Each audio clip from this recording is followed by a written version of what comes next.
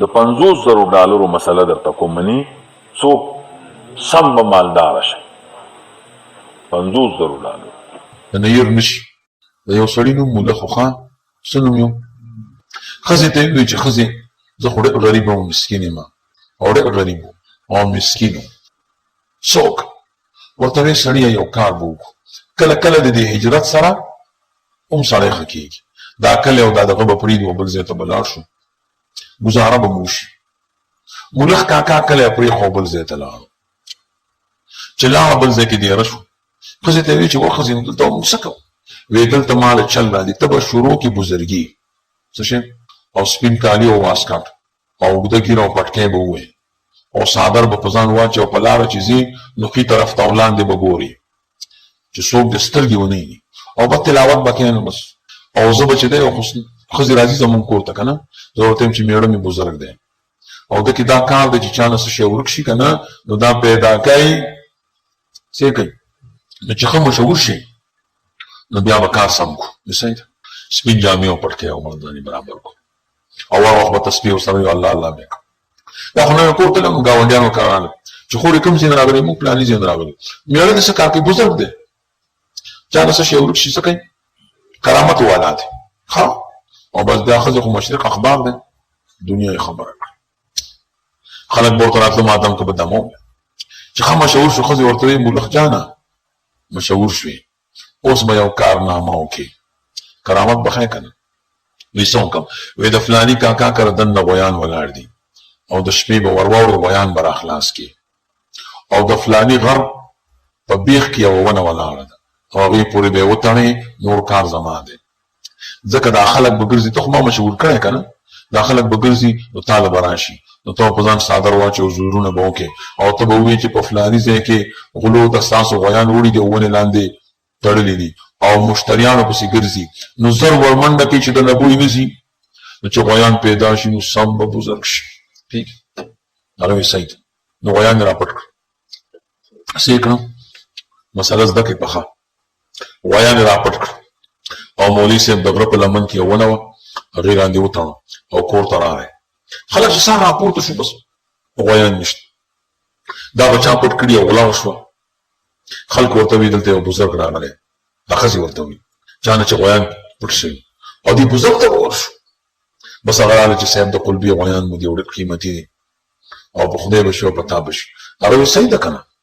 په ځان یې څادر واچو یو حال یې په ځان راوست سر یې راپورته کوي پیدا شو کنې قویقاب پورې مې دا پیریانو ګرځول ویلې چېرته دي وي چې فلانی غر دی او د هغې لاندې ونه ده او د ونې په یو ولی کې او ژرله کې تړلې دي او هغوی غله تلي دي مشتریانو پسې او زر منډه کوي چې د نوي نیسي او چې ورله غویان یې تړلي اوه دې ته بزرګ وایي غویان خو څه کوي چې هغه پړې او تړلې معلوم کړو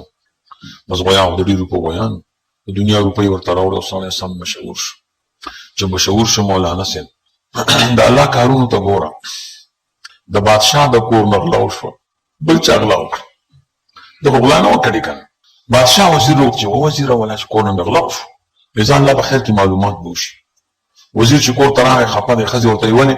وایي بادشاه د کور نه غلا شي وایي دلته بزرګ راغلی ویل دا بزرګان اکثر تولې سمه نه وي دا چې څوک شی نه معلوموي ویلې نه بادشاه ته وي بادشاه وي هلکه دا سړی به روغړو که دوکه یې وه بس مړ به او که رښتیا وي نو اعزاز به یې وکړو او دغه به را پیدا کړي که نه دا غلا خو ده نه وه کړې که نه بزرګ ته یې وایي چې بزرګه مال غلا شوی دی وله را پیدا یې کړه پوهېږې بزرګ یې ښه په جاښه ورغلو ښځې ته یې وایي تا خدای بېخو باسه نو دا غلا خو ما نه ده کړې ښځه او خاوند یې دواړه بوتلم او محبس کې واچم وایي سبا پورې به غل پیدا کوي که پیدا هم نه کړو سر ده نه پرې کوو ٹھیک ہے هغه صحیح ده ښځې ته یې وایي چې ما ستا خبره ومنله په د دومره لوی جاښه واورېدم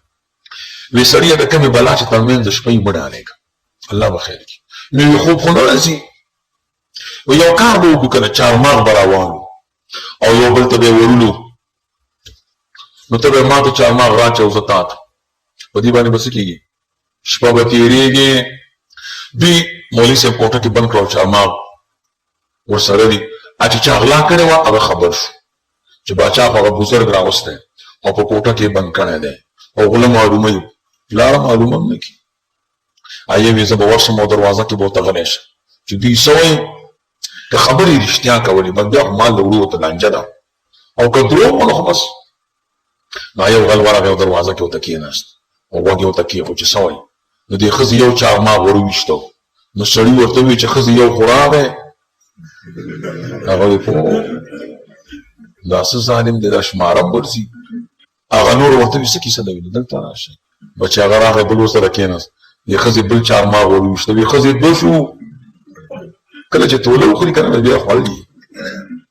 بل ورته وي څه کیسه ده وي ته راشه چې هغه راغی ویل دوی درې وی ښځې درې شو ویل راځئ راځئ ویل کار خراب شو بس مولوي صاحب ټول مال راواغسته او باچا کلی ور وویشته چې سهار سره مال ټول پروت بادشاه راویسته او ډېرې اعزاز یې ورته وکړو زبردست چای او پراټې ورته وی بزرګه کمال دې وکړو مال خو ټول پیدا شو خو دا راته ووایه چې دا غلي څوک وو ورته وی باچا صاحب ګزاره کوه دا ستا رعیت دی بس چې مال یې راوړو نورې جاخې مه کوه بس موږ دمونه ممونه ووي بس کار وشو او بس رعیت مه رسوا کوه بادشاه او دا خو سم بزرګ دی زبردسته کوټه او کور او نظام او خوراک یې ورته برابر کړه یو ځل وزیر او بادشاه تلي و ښکار ته چېرته ښکار ته وزیر ورته وایي بادشاه صاحب قسم دی که دا سړی بزرګي هسې توله ورته خوړلې ده ویلې نه بزرګ دی ویلې نه وی که بزرګ یو امتحان دې واله وی یو کار به وکړو که نه دلته به زه ملخ راونیسم او ده ته به ویم چې ما دې لاس کې څه دي که دی معلوم وي صحیح دی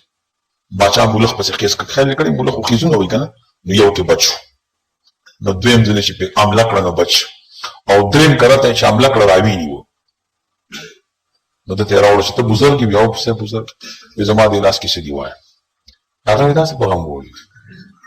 نو ځان سره لګیا دی ده خو ملخ نوم دی که نه وایي چې ملخه یو خیز چې دي ووالو نو بچ شوې دا غویانو والا یادوي وایي چې یو خیز دي ووهه نو بچ شوې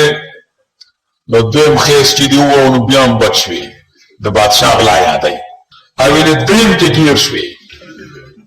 بس هغه خوشې کو ویلې خدای دې بیا خو بعضه خیزونه هم ورته معلوم نو چې د بخت د چا راویښ شي که نه بس بیا په ګډ وړو به سړي کار به سمیږي